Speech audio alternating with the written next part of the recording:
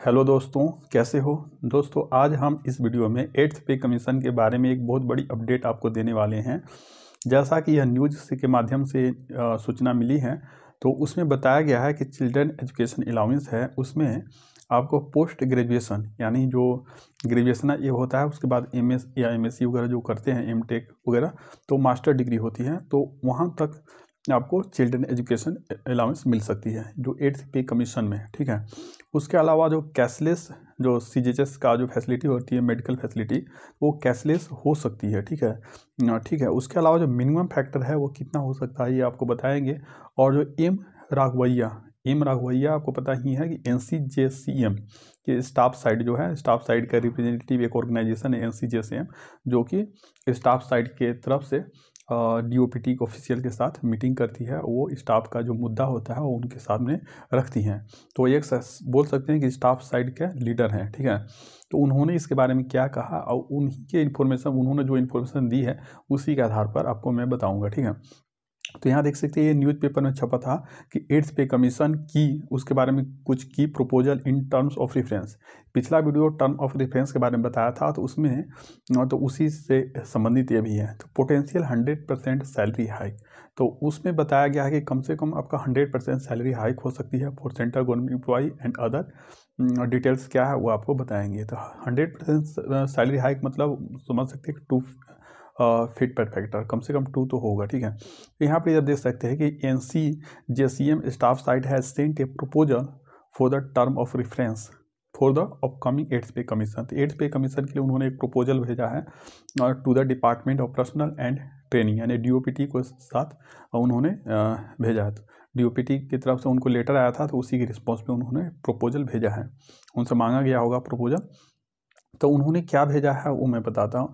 We can probably say that ये जो पे कमीशन है, पे कमीशन क्या करती है, पे commission decides the future of central government employee and pensioner for at least 10 year. तो आपको पता ही है कि 10-10 साल के बाद पे कमीशन आती है, तो एक बार जो हो जाएगा तो वो 10 साल तक वही रहता है, ठीक है। तो furthermore India has the population of about 140 crore India का पॉपुलेशन है, and currently 1 crore these enjoy the privilege of being the worker और former worker of the central government. तो जितने भी अभी सेंट्रल गवर्नमेंट के एम्प्लॉई हैं, ठीक है, जैसे कि रिटायर्ड एंड जो वर्किंग, सभी मिला के लगभग 1 करोड़ हैं, 1 करोड़, ठीक ना।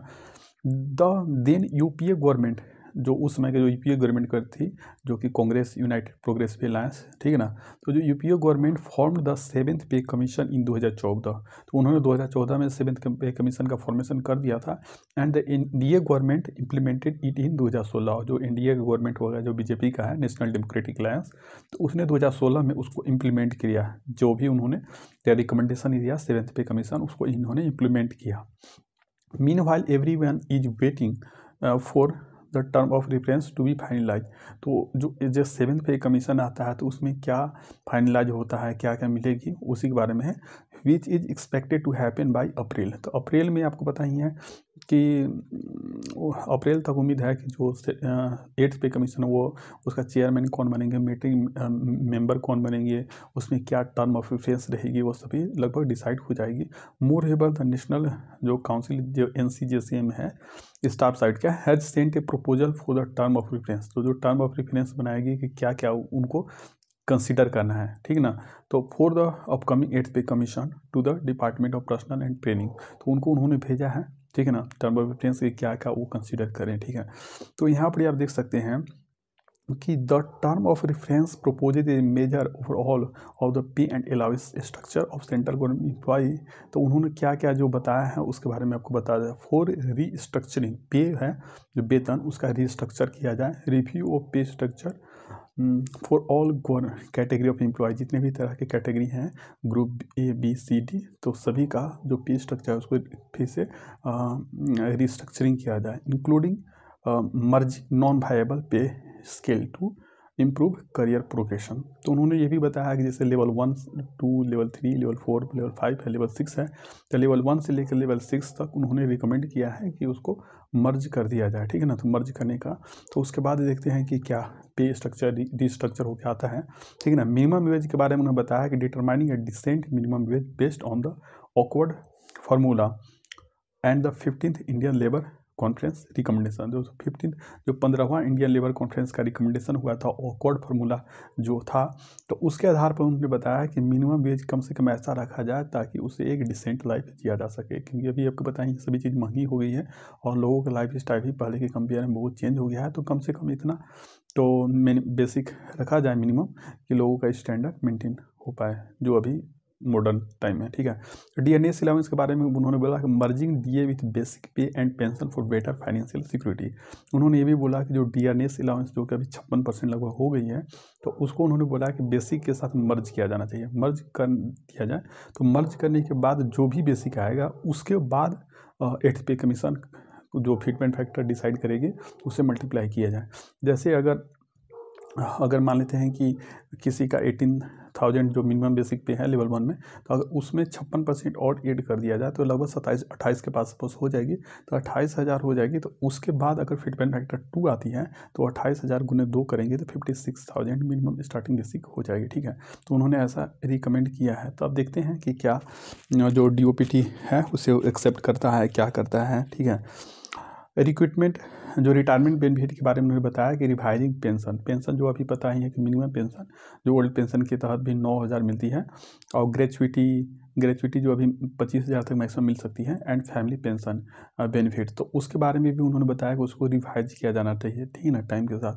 And restoring the defined pension scheme for employ recruited after 1 जनवरी 2004। 1 जनवरी 2004 के बाद जो एम्प्लॉय रिक्रूटमेंट हुआ है तो उनके बारे में बताया कि जो पेंशन मिलता है तो डिफाइंड होना चाहिए। जैसे कि एनपीएस में आपको पता ही है कोई फिक्स नहीं है, कितना मिलेगा कोई पता नहीं है, तो उसके बारे में बताया कि उसको डिफाइंड किया जाना है कि कितना मिले वो उसे।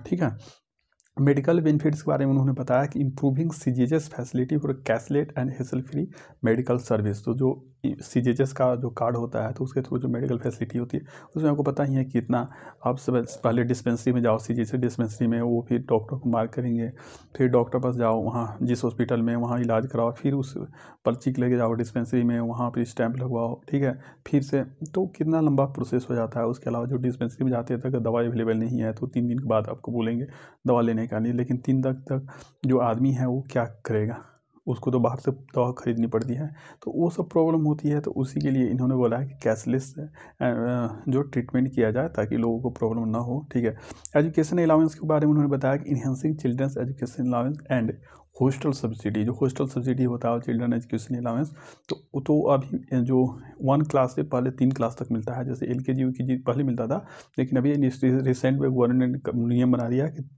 1 क्लास से पहले 3 क्लास तक ले सकते हैं और 10th के बाद 2 क्लास। ठीक है, या तो आप 11th 12th ले लो, या जो अगर पॉलिटेक्निक वगैरह करते हैं तो फर्स्ट 2 ईयर मिल जाएगी।